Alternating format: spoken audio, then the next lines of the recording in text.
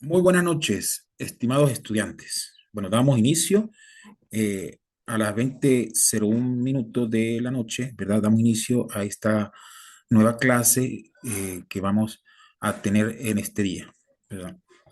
No, como no hemos podido tener esos encuentros en vía Zoom, ¿verdad? Y va a ser expuesta en los cintillos de la plataforma Saya, ¿verdad?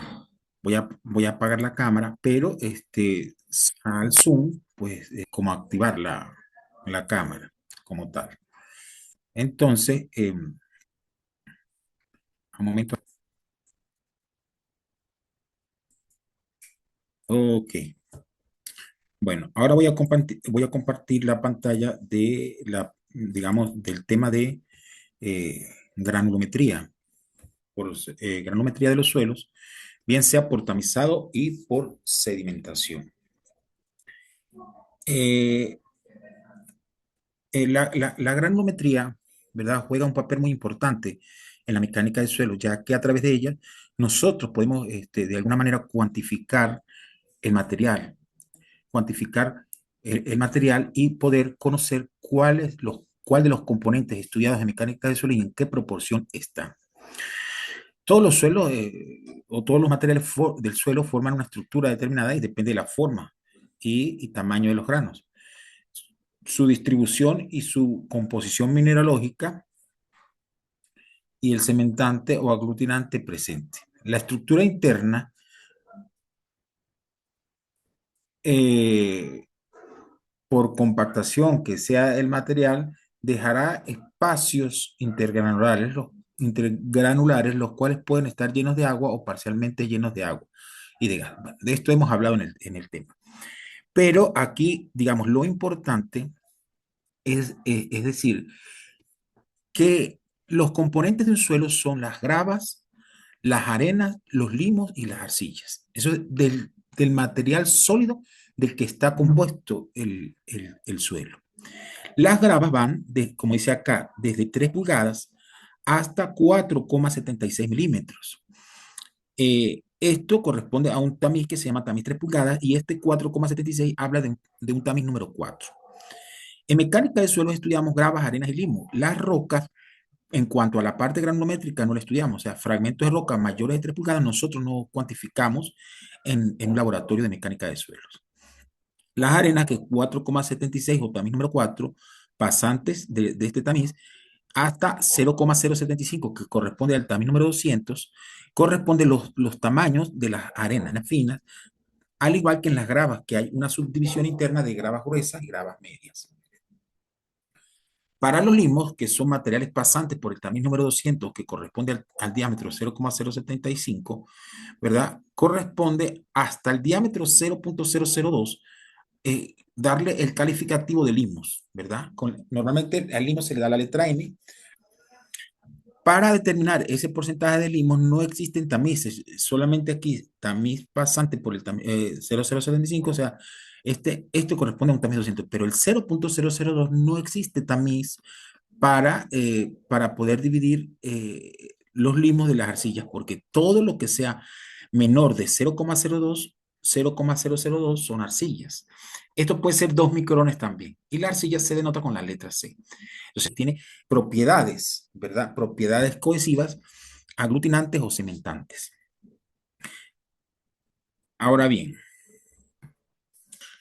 cuando nosotros queremos hacer una gran, debemos tomar una muestra representativa, ¿verdad? Una muestra representativa significa que el material tiene de todo lo que existe en el suelo que estamos estudiando.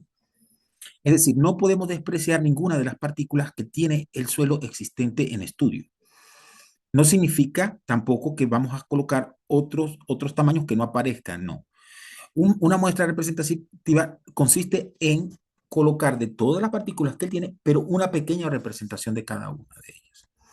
Hay varios métodos para tomar una muestra representativa, bien sea un cuarteo manual, ¿verdad? O a través de un aparato que se llama cuarteador mecánico. Eso se puede ver en el laboratorio. ¿Cuánta muestra vamos a elegir nosotros para poder hacer una granulometría? Pues nos dice que hay una ecuación que dice que más o menos puede ser 200 veces el diámetro, ¿verdad? Entre 200 veces el diámetro y 500 veces el diámetro. Eso debe ser más o menos el peso. O sea, es decir, si yo tengo, es decir, el diámetro mayor, ¿verdad? El diámetro mayor es, por ejemplo, eh, vamos a decir que unos 70 milímetros, ¿verdad? Entonces, 200 veces por 70 milímetros, eso me da el peso de la muestra que debo considerar como mínimo, o 500 por ese diámetro, y ese me daría el tope máximo.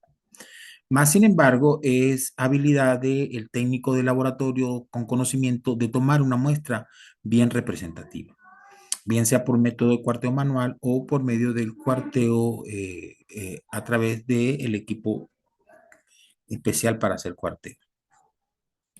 Cuando nosotros vamos a hacer una granulometría, debemos disgregar todo el material, pero nos encontramos con una limitante porque los suelos granulares que tienen poca cohesión, por ejemplo, suelos que tienen pasante por el tamiz número 200 menor del 5%,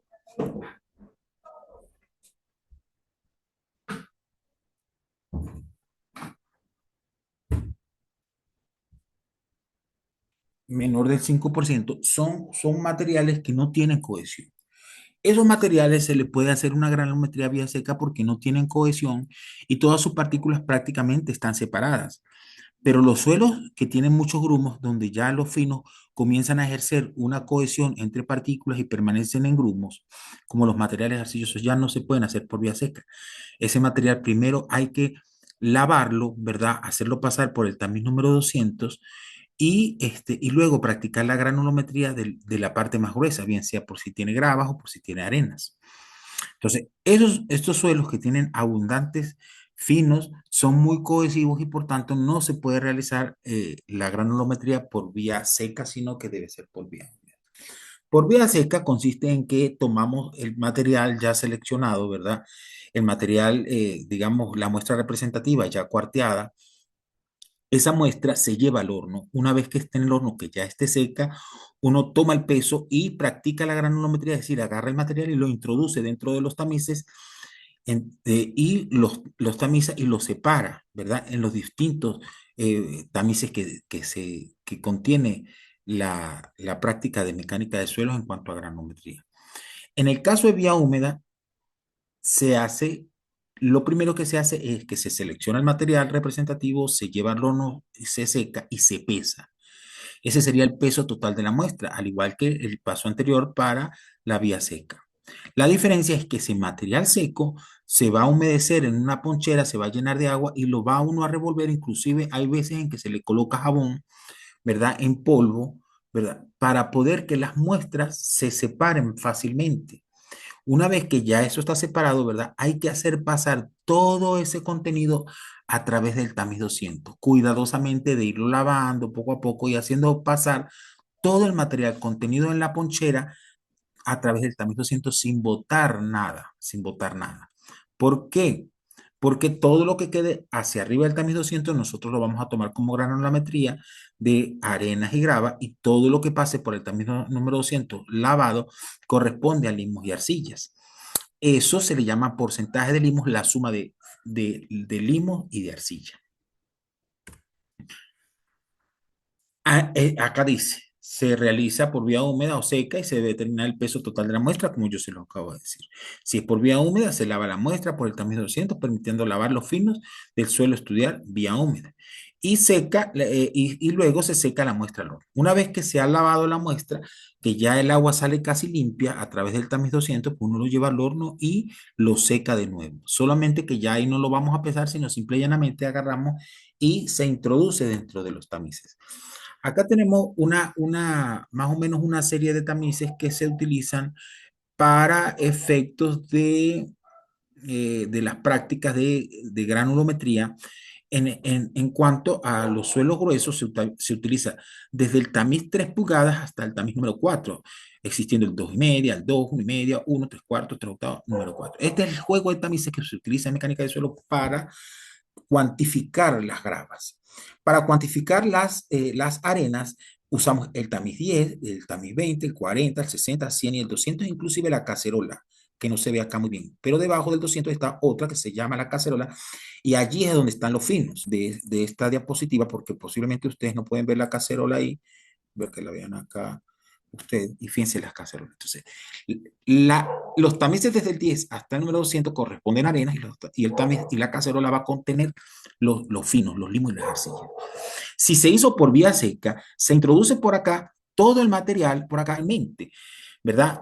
Colocó una ponchera debajo del tamiz número 4, debajo del tamiz número 4, introduzco el material dentro del tamiz y comienzo a tamizar manualmente, ¿verdad? Puedo manipular los tamices manualmente, ¿verdad? Moviéndolos en distintas direcciones. Si alguna partícula, ¿verdad? No pasa, digamos, de forma plana, ¿verdad? Hay que voltearla para que pase por el tamiz.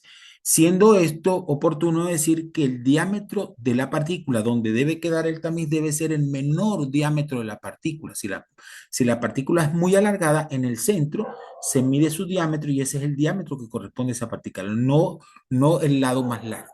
Por tanto, hay que ir girando las partículas para ver si pasan al siguiente tamiz por efectos de girar luego, todo lo que pase por el tamiz número 4, o sea, todo lo que quede en la bandeja que hemos colocado debajo de este juego de tamices, número 10, ese sí lo vamos a llevar hasta una máquina tamizadora tipo Rotap. Allí vamos a dejar de 2 a 3 minutos, ¿verdad? Tamizando el material, ¿verdad? Mecánicamente, hasta que cada proporción quede dentro de los tamices, ¿verdad? Evidentemente, si fue una granulometría seca, lo que quedó en el tamiz de las gravas y luego la distribución que hizo en las arenas y lo que queda en la cacerola es todo el porcentaje de limo y arcilla que quedaron en la cacerola. Pero si hubiese sido por vía húmeda, lo que queda en la cacerola no es completamente lo que corresponde a limo y arcilla, porque recuerden que por vía húmeda se ha lavado el material y ha perdido una gran proporción por efectos de lavado. Entonces, lo que queda en la cacerola por vía seca es el porcentaje de limos y arcillas, ¿verdad? En este caso fino, y cuando es por vía húmeda, ¿verdad? Lo que queda en cacerola no es el porcentaje total de finos. Eso quiero que quede muy claro. Bueno, una vez llevado esto al laboratorio, perdón, a las pesas, ya nosotros podemos ir pesando lo retenido en cada tamiz. Hay formas de hacerlo y algunos textos hablan de que uno debe pesar el tamiz, luego el tamiz más muestra, ¿verdad? Pero en los laboratorios donde yo he trabajado, normalmente se pesa el retenido en cada tamiz, o sea, se extrae de cada tamiz lo que ha retenido y se coloca en una cacerola que esté en cero en la balanza, en cero, es decir, tarada, ¿verdad? Y el peso que me refleje la balanza sería el peso real, el peso retenido neto. Entonces, cada uno se va anotando en función de cada uno de los tamices, en el 3 pulgadas, 2,5, 2, donde cualquiera de estos tamices donde haya retenido, se anota, ¿verdad? Inclusive aquí abajo, en este espacio blanquito, podemos colocar la cacerola para colocar el peso retenido en gramos. Lo que me diga la balanza lo vamos a colocar en esta primera columna, ¿verdad? Esos pesos los vamos a referir a porcentajes parciales de lo retenido en cada tamiz. Para eso nosotros hemos tenido que anotar acá en la planilla el peso total de la muestra sin lavar y seco para ambos casos, bien sea por vía húmeda o por vía seca. Se coloca el peso total de la muestra después de sacada al horno y enfriada y se coloca acá, bien sea porque se lavó o antes, perdón, bien sea que sea por vía húmeda o vía seca, o sea, antes de ser lavada, ¿verdad? Hay que secarla y ese peso se proyecta acá. Entonces, si yo quiero determinar, por ejemplo, el porcentaje retenido, pues yo puedo decir fácilmente, si en el peso total de la muestra hay 100%, entonces en el peso parcial que encuentro en cada tamiz, ¿cuánto habrá? ¿Verdad? Pero eso lo puedo discriminar diciendo que si yo hago la regla de 3 me dice si en 100% hay el peso total de la muestra, en un peso parcial, ¿qué porcentaje habrá? Pues entonces esa parte me va a quedar 100 entre el peso total de la muestra y yo lo voy a convertir en un factor. Entonces, ese factor 100 entre el peso total de la muestra se guarda en la calculadora. Bueno, hoy en día con Excel, pues se guarda en una casilla y luego multiplicamos todos los valores del peso retenido de la columna A por ese factor. al multiplicarlo por ese factor, cada peso retenido en cada tamiz se va a convertir en porcentaje parcial retenido en cada tamiz. Luego voy a agarrar y voy a comenzar a sumar de esta manera. El primer valor que está acá sería, por decir algo, si aquí aparece mi primer valor, entonces yo digo, este, este que no es 0 más el valor que está acá me va a dar este. Y luego en escalones, vuelvo a decir, el que ya me resultó más el siguiente me da el nuevo valor. Luego el valor que me dio más el nuevo más el siguiente me da este valor. Es decir, aquí voy a hacer en forma sexual la acumulación. Entonces, por eso aquí donde dice porcentaje, debería ser peso retenido acumulado, ¿verdad? Peso retenido acumulado. Y en la siguiente columna dice porcentaje más fino, es el porcentaje pasante. Ahí debería decir porcentaje pasante. Entonces, ¿a qué se refiere el porcentaje pasante? Pues lo que va pasando en total de cada tamiz. El total que pasó en cada tamiz. Y el porcentaje retenido es el que me va a ayudar a esto. Entonces yo digo, bueno, aquí en la primera columna, en el de 4 pulgadas, coloco 100 y entonces voy a decir 100 menos el porcentaje retenido acumulado en el 3 pulgadas me da el que está acá, el siguiente, después de 100. Luego, luego voy a volver a restar, voy a agarrar 100 menos el peso retenido acumulado en el tamiz 2,5 y me resulta el que está acá. Y así sucesivamente siempre voy a restar siempre 100 menos cada uno de los porcentajes retenidos acumulados y esa columna me va a resultar porcentaje retenido acumulado. Retenido acumulado. Ok. En, en, con esta planilla, ¿verdad? Nosotros vamos a tener que construir la curva granulométrica. Porque la curva granulométrica es la que nos va a decir si el material está bien gradado o está mal gradado. A ver, cuando un suelo está bien gradado, por ejemplo, si el suelo es gravoso y predomina la grava, yo tengo que asignarle la letra W a la clasificación para decir que el material está bien gradado, o P cuando el suelo está mal gradado. Pero eso lo vamos a ver un poquito más adelante cuando nosotros veamos sistemas de clasificación. Por ahora nos conformamos en conocer cómo se hace una granulometría.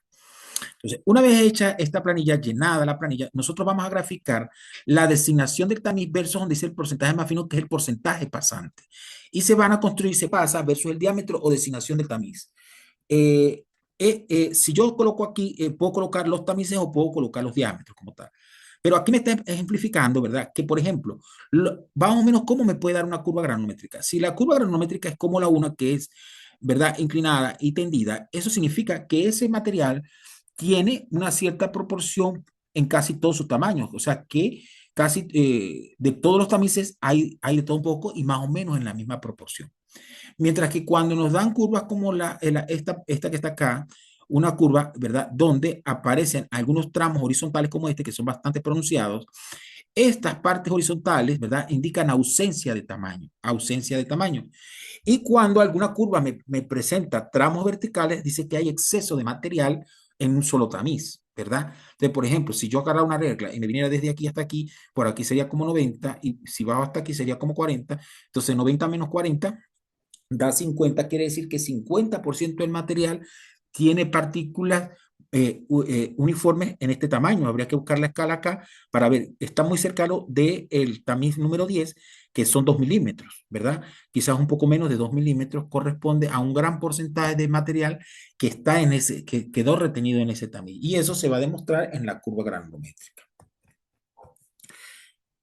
Ahora bien, como les di anteriormente, nosotros necesitamos decir si el material está bien gradado o mal gradado, pero para eso nosotros vamos a determinar dos coeficientes que son importantes para determinar si el suelo está bien o mal gradado.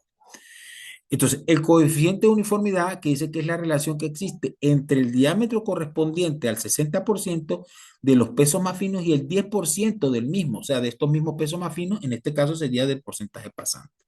Entonces, al dividir de 60 entre de 10, hallo coeficiente de uniformidad. Más adelante veremos el coeficiente de uniformidad, tiene dos parámetros a seguir. Si predomina la grava, debe ser mayor que 6 para que esté bien gradado, y si predomina la arena, tiene que ser mayor que 4, ¿verdad? En el caso de las arenas. Ahora, eso para que diga que está bien gradado, pero ahora el coeficiente de curvatura, ¿verdad? El coeficiente de curvatura que es de 30 al cuadrado entre de 60 por de 10, que me da el coeficiente de curvatura, es un valor que tiene que estar entre 1 y 3, ¿verdad? Incluyendo el 1 y el 3. Entonces, para poder que esté bien gradado, también tiene que cumplir en ese parámetro. pero para que realmente el suelo esté bien gradado, tiene que cumplir los parámetros de CU y de CC. Si uno de los dos falla, el suelo está mal gradado y le asignamos la letra P. Y si está bien gradado, la letra W mayúscula. Entonces dice aquí que C sub C es la relación del diámetro en porcentaje del 30% entre el producto de 60 y 10. Es lo que está expresando de la ecuación. Pero como ya les dije, estos dos coeficientes son los que nos van a ayudar a decidir si el suelo está bien o mal gradado, pero eso ya nosotros lo veremos en los sistemas de clasificación. En los sistemas de clasificación. Entonces, con este tema de granulometría, que es realmente lo que uno hace en el laboratorio de mecánica de suelos, pues entonces por acá culminamos, digamos, esta parte de granulometría. Pero como les digo, esta granulometría que se está presentando es la granulometría para efectos de conseguir el porcentaje de gravas, el porcentaje de arenas y el porcentaje de finos. Ahora, ¿cómo voy a conseguir, cómo se va a conseguir de estos finos que están acá, de estos finos, cómo voy a discriminar cuánto hay, como los finos son limos más arcillas, cuánto hay de limo y cuánto hay de arcilla, ¿verdad? Entonces, a través del proceso granulométrico, ¿verdad? Del ensayo de granulometría por tamizado, no voy a poder encontrar, no se va a poder encontrar ese valor. Entonces, por tanto, nosotros tenemos que hacer otro ensayo, que es el ensayo de granulometría por sedimentación. Entonces, ahora vamos a mirar acá, dónde está esa, ¿cómo se llama? Esa práctica acá.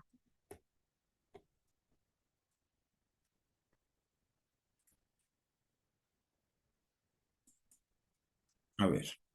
Estoy compartiendo ahora este archivo que, por cierto, tengo que enviárselos a ustedes, evaluar lo que es el análisis granulométrico por sedimentación. El ensayo granulométrico por sedimentación es un ensayo donde nosotros tenemos que preparar una solución de agua más suelos, ¿verdad? Pasante por el tamiz número 200 para poder medir de alguna manera la velocidad de sedimentación de las partículas, porque como no existen tamices después del 200, para poder tamizar suelos en estado seco, ¿verdad? Entonces, no valemos de una fórmula, ¿verdad? De la ley de Stock, ¿verdad? La ley de Stock para poder determinar cuantitativamente la distribución granulométrica de las partículas menores a 0,075. Ojo que este ensayo es aplicable también a partículas inferiores de 0, perdón, de 2 milímetros, o sea, del tamiz número 10 hacia abajo, ¿verdad? Entonces, ¿qué se hace acá? Nosotros vamos a utilizar un aparato que se llama hidrómetro, ¿verdad? Vamos por acá más abajo la figura de un hidrómetro. A ver, esto es un hidrómetro. Esto que acabo de pasar acá, esto es un hidrómetro o un bulbo. Con ese hidrómetro nosotros podemos determinar de alguna manera, si nosotros vemos esta guía, no la voy a leer completa, pero voy a ir mostrando lo que se requiere en los ensayos, para el ensayo. Esta ecuación que aparece acá en la página 1 dice que esta es la fórmula de Stock, donde dice que la velocidad de una partícula totalmente esférica corresponde al peso específico de la esfera menos el peso específico del fluido donde ella viaja, ¿verdad? Dividido entre 18n, y n no es más que la viscosidad del fluido multiplicado por el diámetro de la esfera al cuadrado, ¿verdad? Si bien es cierto que nosotros podemos conocer el peso específico, no de la esfera, pero sí tenemos el peso específico del sólido, que es el peso, el que es su S, y el peso específico del fluido, en este caso el agua, que sería 1, ¿verdad? Nos correspondía buscar solamente la viscosidad del fluido, pero la velocidad la vamos a medir a través del hidrómetro y nos quedaría como incógnita el diámetro. Entonces, si nosotros despejamos el diámetro de esa ecuación, encontramos que el diámetro va a ser igual a la velocidad, la raíz cuadrada de la velocidad por la raíz cuadrada de 18, por la viscosidad del fluido dividido entre el peso específico relativo de los sólidos menos el peso específico del agua. Claro, aquí es el peso específico de la esfera, pero como nosotros vamos a utilizar el suelo, entonces colocamos el peso específico de los suelos, porque esto preparó esto solamente para velocidad de sedimentación de partículas totalmente esféricas. Entonces, ya sabemos qué velocidad es distancia entre el tiempo. Entonces, si nosotros a través del bulbo podemos medir una longitud, el tiempo que tarda en atravesar esa longitud, pues tendríamos nosotros la velocidad. Y si tenemos la velocidad, acá podemos calcular el diámetro, porque estos son parámetros que se pueden encontrar, que el peso específico del sólido, la viscosidad del fluido y el peso específico del agua. Entonces, en definitiva, ¿verdad? El diámetro se calcula como como 18N entre G sub S menos 1 entre gamma del agua por la raíz de la cuadrada de la velocidad de sedimentación. Ustedes tienen que revisar muy bien ¿cómo se llama? Esta guía que está acá. Entonces, vamos a ver acá, fíjense que al fin y al cabo, en esta expresión que está acá, ¿verdad? Que al fin y al cabo han logrado disminuirla hasta esta, donde dice que es 30N. Ustedes pueden deducir esta parte que tiene que corresponde, y al fin y al cabo se logra encontrar que el diámetro es 30N entre 980 GSUS menos 1 por el gamma del agua. Pero ese valor, ¿verdad? Se refleja en un valor K que ya está tabulado. Ya ahorita más adelante vemos que todo esto que está aquí dentro de la raíz lo llaman K. Y K ya está estipulado porque como son valores constantes que solo varían, por ejemplo, el gamma del agua siempre es el mismo, la viscosidad del fluido es el mismo. Entonces, ¿quién va a variar? GS, ¿verdad? Pero la tabla de K está dada en función de los pesos específicos relativos de los sólidos, ya la veremos más adelante. Ok, dice que K es función del peso específico relativo a los sólidos, lo que le estoy diciendo es la viscosidad del fluido, y K presenta tabulados en la tabla número 1, es lo que nos dice acá. Vamos a ver cómo se hace ustedes van a leer la práctica, pero yo les voy a describir cómo preparamos nosotros en un laboratorio un ensayo de granulometría por sedimentación. Ciertamente tenemos que tener como primera instancia el hidrómetro 152H, ¿verdad? Y debemos tener tres probetas graduadas de 1000 mililitros, ¿verdad? Donde nosotros vamos a agarrar y vamos a colocar el pinómetro, perdón, la probeta con agua, después el agua más un componente que se llama hexametafosfato de sodio, ¿verdad? ¿Para qué sirve el hexametafosfato de sodio? Eso es un agente dispersante o un agente defloculante. ¿Para qué? Para agregar a la solución que voy a preparar, porque el suelo, cuando está en contacto con agua, comienzan a formar flóculos, porque hay partículas con cargas negativas y otras con positivas y vuelven y se forman flóculos. Y como yo necesito preparar una solución de agua más suelo donde sedimente cada partícula por sí sola, no una partícula en conjunto con otra, entonces, como eso no lo puedo evitar solamente disgregando el material o tamizándolo, no. Eso porque las flóculos se van a formar en función de las cargas eléctricas que tengan. Entonces, para evitar esa floculación, ¿verdad? Se le agrega un agente dispersante, un agente defloculante que se llama hexametafosfato de sodio en su fórmula química NaPO3. Pero, ¿qué pasa? Que cuando yo agrego hexametafosfato de sodio a la solución que voy a preparar, ella me va a generar una densidad mayor a la que tiene la solución agua más suelo. Pero importantísimo que el hexametafosfato de sodio, ¿verdad? Una vez que queda diluido en el agua, él no decanta, permanece en suspensión. Es una solución, ¿verdad? Que permanece en suspensión. Mientras que el suelo no, porque el suelo sí va a comenzar a decantar. Solo las partículas muy pequeñas, los coloides o los ultracoloides, que esos son arcillas, son las que quedan en suspensión como tal. Entonces, y luego preparamos otra probeta donde vamos a colocar, ahora sí, ciertamente, el agua, el suelo, más el hexametafosfato de sodio. Como el hexametafosfato de sodio lo voy a colocar en mi probeta de ensayo como tal, le estamos colocando el NaPO3, pues esa densidad que está creando el NaPO3 ya la tengo medida en esta segunda probeta que estoy preparando. Entonces, en la primera probeta, cuando tiene solamente el agua, el bulbo o el hidrómetro 152H tiene que estacionarse en cero. Mientras que cuando ya tiene hexametafosfato de sodio, fíjense cómo sube las lecturas y tengo corrección por defloculante. Y luego, cuando se agrega agua más suelo, más defloculante, pues el bulbo debe subir más y es donde nosotros vamos a tomar la lectura del hidrómetro, ¿verdad? Aquí lo llaman R''H, ¿verdad? Todos los hidrómetros, cuando se colocan en contacto con el agua, generan este menisco que está acá, es un menisco invertido. Entonces, por tanto, hay que corregir para el 152H técnicamente, o su especificación técnica dice que la corrección por defloculante, perdón, por menisco es una unidad para el 152H. Entonces, ¿qué es lo que se hace en el laboratorio? Pues se prepara, ¿verdad? Unos 50 gramos de material pasante por el tamiz número 200. Ojo, que puede ser pasante por el tamiz número 10, porque es aplicable la fórmula de esto a partir de 2 milímetros, ¿verdad?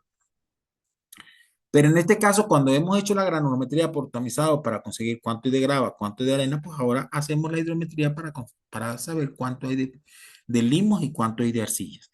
Entonces, se pesan 50 gramos pasantes por un también 200, 6.6 gramos de hexametafosfato de sodio, ¿verdad? Ajá. Luego se lleva, se coloca, eso se mezcla estas tres cosas, el agua, el desfloculante, más el agua, más el suelo, se preparan en una batidora tipo hacer vitaminas, se prepara esa solución para dispersar bien y mezclar bien el hexametafosfato de sodio con el agua y con el suelo, para luego vaciarlo dentro del recipiente vacío que que va a contener agua más suelo más defloculante. Es allí donde comienza nuestro proceso. Entonces, en prácticas, ¿qué hacemos? Llenamos las tres probetas, una la dejamos con agua y los estudiantes miran que el hidrómetro se estaciona en cero.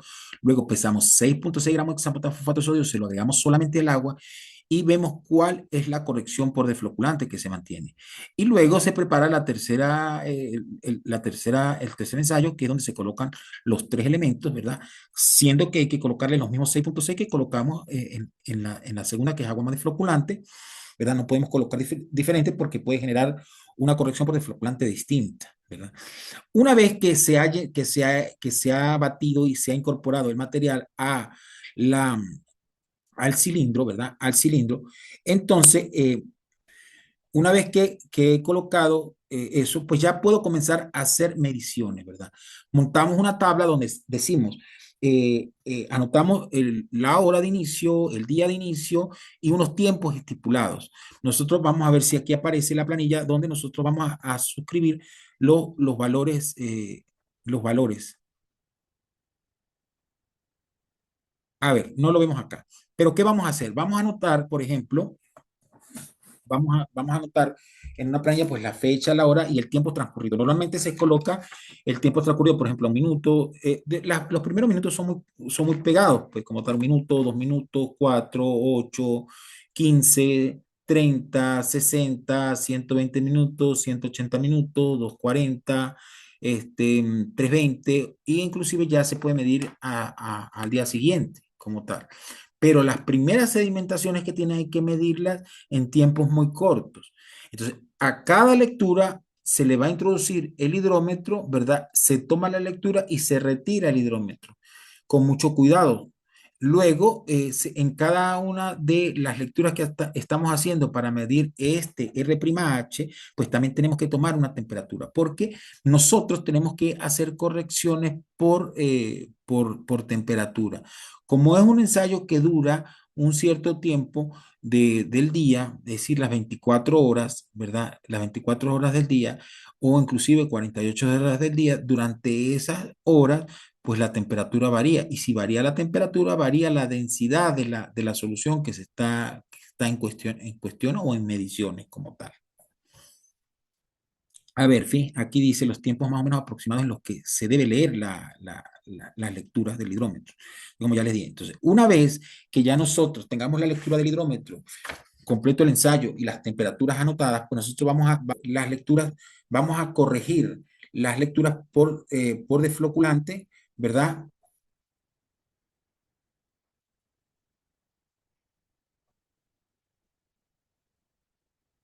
Entonces, yo les voy a enviar a ustedes una planilla, pero aquí de forma verbal les voy a comentar que se estima ya un parámetro que se llama RHC, donde a la lectura que estamos tomando del hidrómetro, a la lectura que estamos tomando del hidrómetro, ¿verdad? La original, le vamos a restar la corrección por desfloculante. Es decir, la corrección que nosotros vemos, aquí donde vimos la imagen de las tres probetas graduadas floculantes, o sea, a esa lectura que estamos tomando, a esta R'H, le vamos a restar la corrección por desfloculante. Y luego le vamos a restar o sumar una corrección por temperatura. Fíjense ustedes que, como hemos notado las temperaturas, nos vamos a ir hasta una tabla de temperaturas, ¿verdad? Donde esa corrección puede ser positiva o negativa. A R'H le restamos la corrección por desfloculante y luego le sumamos o restamos la centígrados. No hay ninguna corrección para valores inferiores a 20, hay una corrección negativa. Y para mayores de 20 la corrección es positiva, o sea, es decir, suma. Y antes de 20 restan. Si nos llegara a dar temperaturas, por ejemplo, 23.5, 23.4 o sea, con decimales, pues nosotros tendríamos que interpolar entre los valores la corrección por temperatura. Luego vamos a llenar otra columna que dice porcentaje del diámetro, porcentaje de los diámetros retenidos. Entonces, esa ecuación dice que vamos a multiplicar la lectura corregida por desfloculante y por temperatura, esa lectura que tenemos en la columna anterior, la vamos a multiplicar por un valor A. El valor A es un valor que es la corrección, ¿verdad? Coeficiente de corrección para distintos valores SOS del peso específico, ¿verdad? Entonces, si yo tengo un peso específico, por ejemplo, de 2,65, la corrección es 1, es decir, la columna de RHC, que es la corregida, la multiplico por 1 y no cambiaría. Pero si el GSOS es distinto de 2,65, pues aquí está la tabla para encontrar, por ejemplo, si es 2,75, el valor anterior encontrado lo vamos a multiplicar por 0,80, es decir, que disminuye. Para mayores valores de 60, aumenta porque hay que multiplicar por 1,01, por 1,02, por 1,03, es decir, esto es como aumentar el 1%, el 2%, el 3%, o sea, que es una corrección por efectos de peso específico relativo de los sólidos. A esa multiplicación de RHC, que es corregido por desfloculante y por temperatura, lo multiplicamos por el valor de A. Ahora, eso lo vamos a dividir entre el peso del sólido que hemos utilizado para el ensayo. En este caso son 50 gramos, ¿verdad? Y eso lo vamos a multiplicar por 100, por 100. Luego, nos toca determinar la velocidad, porque si nosotros tenemos la distancia de recorrido y tenemos el tiempo, que la distancia de recorrido sería L y T sería el tiempo. Entonces, si yo digo L entre T, eso sería ya la velocidad de sedimentación. Entonces, para eso, para poder hallar esa velocidad de sedimentación, ¿verdad? Solamente la lectura original, la que hemos medido con el hidrómetro, la vamos a corregir por menisco. Habíamos hablado que el menisco, la corrección es 1, ¿verdad? La corrección es 1. Por tanto, ¿verdad? Tenemos que sumar la lectura más 1 y ya una vez que ya la hemos sumado, pues buscamos el valor. Por ejemplo, si nos dio 18 en la lectura original por el hidrómetro, pues entonces nosotros lo llevamos a 19 y L costaría 3. Así cada lectura le sumamos la unidad y luego vamos a la tabla y buscamos esa profundidad. Como tenemos el tiempo en minutos, pues esa distancia entre el tiempo, eso nos va a dar la velocidad de sedimentación. Una vez que tenga ya la velocidad de sedimentación que está acá, ¿verdad? Que es raíz cuadrada de la velocidad de sedimentación por el factor K. ¿Dónde busco el factor K? En la tabla 1, como me estaba diciendo ahí, en la tabla 1. Y fíjense, vamos a buscar la tabla 1 acá. Esta es la tabla 1, donde el K, los valores de K, los tenemos en función de peso específico y temperatura. Si el peso específico fuera, por ejemplo, 260 y la temperatura fuera 18, pues 260 con 18, pues me da el factor K 0,01421. Entonces, la raíz cuadrada de la velocidad de sedimentación multiplicado por K, eso ya me daría el diámetro en milímetros. Ahí no hay que hacer ninguna conversión, simplemente L es en centímetros, T el tiempo es en minutos y K ya tiene las transformaciones y se utilizan de la tabla y el valor del diámetro ya se debe presentar en milímetros como tal cual como lo dice por aquí la ecuación. El diámetro resulta en milímetros, ¿verdad? Bueno, una vez que se haya calculado el diámetro en milímetros, pues entonces nosotros recurrimos a calcular, aquí está, mire, la que yo les estaba diciendo, RHC por A entre el peso del sólido por 100, ¿verdad? Que eso ya está en tabla. Y ahora luego, el porcentaje de que pasa va a ser igual al porcentaje que pasa por el tamaño número 200 multiplicado por WD1. Y WD1 ya nosotros lo hallamos como ecuación. Entonces, ¿qué nos resta? Buscar en la tabla para buscar el pasante 200 que es como dato menos el porcentaje que pasa por el diámetro 0,02. Entonces buscamos en la tabla dónde está el más cercano a 0,002 y el valor que me dé en ese diámetro, yo busco el porcentaje que es pasante y resto pasante por el tamaño número 200 menos el que me dio en la tabla de la hidrometría, me da el porcentaje de limo y el que me dio directamente en la tabla es directamente el porcentaje que pasa, el porcentaje de arcilla como tal. Entonces, hasta aquí esta clase de granulometría por tamizado y por sedimentación. Esta clase pregrabada va a quedar expuesta dentro de la plataforma Saya en unos minutos. Bueno, lamentando que no hayan podido participar en la conferencia, ¿verdad? De la clase o en la reunión Zoom, pero bueno, igualmente un gran saludo, un gran abrazo. Les informo que ya mañana debería estarles colocando a ustedes el examen, ¿verdad? Porque la plataforma Saya me exige que yo coloque notas en esta semana. Ya la otra semana ya no se debe colocar. Los lineamientos del Politécnico es que ya en la quinta semana yo haya vaciado notas. Por tanto, ustedes, pues, espero que puedan entregar las tareas, ¿verdad? Realizar el examen, que lo dejaré montado, no sé si esta noche o mañana en la mañana, de tal manera de darles un tiempito para que lo resuelvan y poder subir las notas de este primer corte del 30%. ¿Quién les habló? El ingeniero Josmar Zulbarán, su servidor.